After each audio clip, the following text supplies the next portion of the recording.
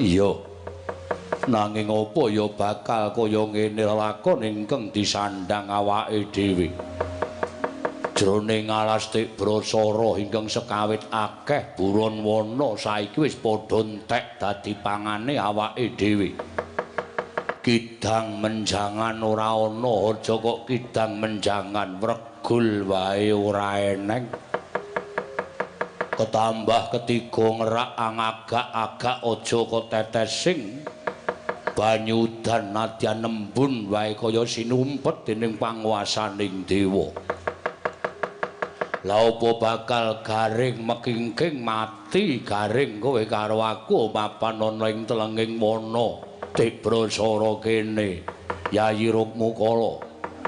Kakang Rukmuka aja kendhat nggone tansah nyuwun marang panguwasaning para dewa.